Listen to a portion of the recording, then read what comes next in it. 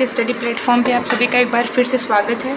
तो जैसा कि आप सभी को मालूम है कि इस प्लेटफॉर्म पे घटना चक्र पॉलिटी की एक सीरीज़ स्टार्ट हुई थी, जिसमें हम लोग भाग 5 तक कंप्लीट कर चुके हैं और भाग 6 में भी हम लोगों ने 2 टॉपिक कर लिया, एक राज्यपाल और एक विधानसभा। तो जो आज हम लोगों का टॉपिक है वो है विधान परिषद। ठीक, तो चलिए बिना टाइम वेस्ट के स्टार्ट करते हैं विधान परिषद। देखिए, विधान परिषद के बारे में जो आर्टिकल सबसे इम्पॉर्टेंट है वो है 169। इसमें क्या कहा गया है? इसमें यह कहा गया है कि संसद विधि द्वारा किसी राज्य में विधानसभा का सृजन या उत्साधन कर सकती है। ठीक है, मतलब बना भी सकती है और समाप्त भी कर सकती है। कब? जब उस राज्य की विधानसभा 2/3 बहुमत से ऐसे संकल्प पारित करती। ठीक, जैसे एग्जाम्पल मान लीजिए यूपी का एग्जाम्पल अगर लेते हैं, यूपी में तो वैसे है विधान परिषद।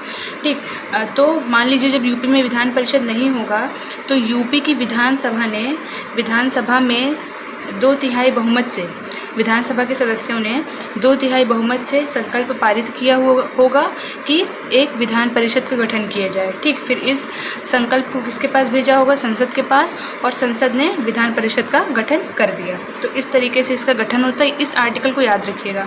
नेक्स्ट है 171 में क्या है? विधान परिषद का गठन किस प्रकार होगा। ठीक, तो अभी तक अगर हम लोग बात करें तो 6 राज्यों में विधान परिषद हैं, आंध्र प्रदेश, बिहार, महाराष्ट्र, कर्नाटक, तेलंगाना और यूपी। ये बहुत इम्पॉर्टेंट है, इसको आप लोग याद कर लीजिएगा। ठीक है, ये भी पूछा जाता है। ठीक है, फिर आगे बढ़ते हैं। तो जो विधान परिषद है वो स्थायी सदन है। सदस्य जैसे राज्यसभा है, जैसे राज्यसभा हम लोगों ने पढ़ा था केंद्र में, ठीक वैसे ही राज्य में क्या होता है? विधान परिषद। तो इसके भी सदस्यों का कार्यकाल 6 वर्ष होता है।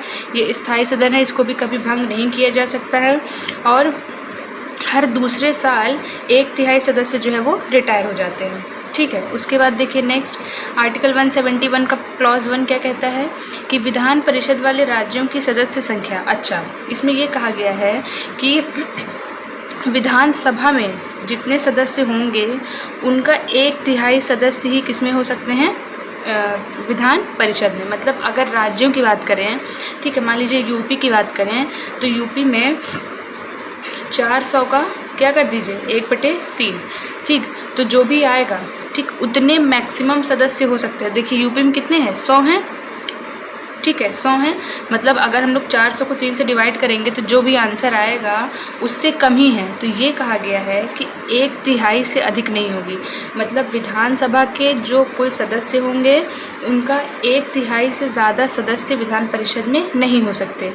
ठीक, लेकिन ये भी कहा गया है कि मिनिमम जो संख्या है वो 40 से कम नहीं होगी। ठीक, मैक्सिमम तो वो डिपेंड करता है कि विधानसभा में कितने सदस्य हैं, लेकिन इन्होंने मिनिमम बता दिया है कि 40 से कम नहीं होगी। ठीक है, 40 तो होनी ही चाहिए। तो यूपी में कितने हैं विधान परिषद की सीटें? 100 हैं। अच्छा, आगे बढ़ते हैं। इनका चुनाव कैसे होता है? इनका चुनाव भी वैसे ही होता है, अप्रत्यक्ष रूप से आनुपातिक प्रतिनिधित्व प्रणाली से। ठीक, तो जो चुनाव है तो चुनाव के माध्यम से जो टोटल सदस्य, जितने भी सदस्यों का निर्वाचन होना है उसमें से 5/6 सदस्यों का निर्वाचन चुनाव के माध्यम से होता है। बाकी जो सदस्य होते हैं उनको राज्यपाल के द्वारा मनोनीत किया जाता है। जैसे राज्यसभा में कितने 12 सदस्यों का मनोनयन हुआ था, तो यहाँ पे राज्यपाल मनोनीत करता है शेष सदस्यों को। ठीक, मतलब 1/6 सदस्यों को राज्यपाल द्वारा मनोनीत किया जाता है और वहाँ राज्यसभा में 12 सदस्यों को राष्ट्रपति द्वारा मनोनीत किया जा रहा था। आगे देखिए, विधान परिषद अपने सभापति या उपसभापति को साधारण बहुमत से हटा सकती है। ठीक, तो आप लोग बस एक काम करिएगा कि जब आप लोग इस लेक्चर को करिएगा तो राज्यसभा के वाला जो अगर आपने मान लीजिए नोट्स बनाया है, ठीक, तो नोट्स देख लीजिएगा। अगर नोट्स नहीं बनाया है तो पहले एक बार राज्यसभा वाली क्लास देख लीजिएगा, जिससे आपको रिलेट करने में और पढ़ने में आसानी होगी। ठीक, अच्छा, अब 2 इम्पॉर्टेंट आर्टिकल यहाँ पे है। देखिए, एक है आर्टिकल 173 और एक है आर्टिकल 192। ठीक, ये तो क्या है दोनों? देखिए 173 में ये दी गई है योग्यताएं, ठीक, अर्हताएं कि कौन सा व्यक्ति विधान परिषद का सदस्य बन सकता है। ठीक, तो 30 वर्ष की आयु, ठीक, आयु कितनी होनी चाहिए? 30 वर्ष होनी चाहिए, जैसे राज्यसभा में थी। ठीक, फिर अगर कोई सदस्य, ठीक है, कोई सदस्य किसी निर्भरता से ग्रस्त है, ठीक, या नहीं, मतलब कि वो अगर संसद का सदन का सदस्य बनने के लायक है कि नहीं। ठीक, कोई निर्भरता तो नहीं है। इस प्रश्न का विनिश्चय कौन करेगा? तो राज्यपाल करेगा। किसकी सलाह से? निर्वाचन आयोग की सलाह से। ठीक, उसके बाद देखिए ये वाली भी फैक्ट आप लोग याद रखिएगा। ये इसमें ये कहा गया है कि राज्य विधानमंडल का अगर कोई सदस्य सदन की बैठक से बिना अनुमति के लगातार 60 दिनों तक अनुपस्थित रहता है तो उसकी सदस्यता समाप्त हो जाएगी। मतलब अगर मान लीजिए संसद के सदस्य को कहीं जाना है तो वो या तो अध्यक्ष को या तो उपाध्यक्ष को इन्फॉर्म करके जाए।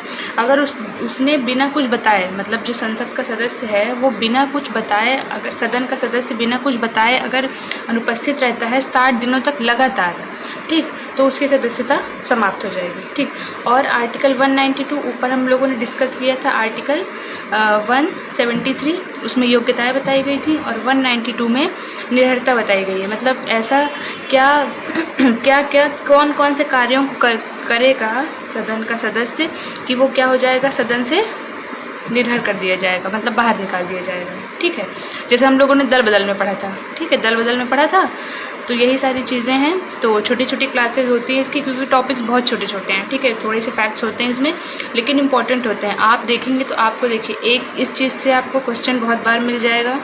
ठीक, इससे भी आपको मिल जाएगा, लेकिन इससे ज़्यादा मिलेगा। और देखिए और किससे मिल जाएगा आपको, ये तो आपके लिए बहुत ही इंपॉर्टेंट होना चाहिए क्योंकि आप यूपी का एग्ज़ाम दे रहे हैं ये।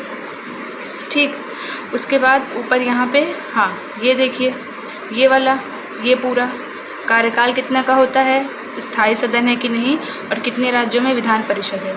ठीक, और सबसे मेन जो इम्पॉर्टेंट आर्टिकल है वो है आपका आर्टिकल 169। तो इन सारी चीज़ों को ध्यान रखिएगा, बार बार रिवीजन करिए, प्रैक्टिस करिए और एग्ज़ाम की अच्छे से प्रिपरेशन करिए। Thank you.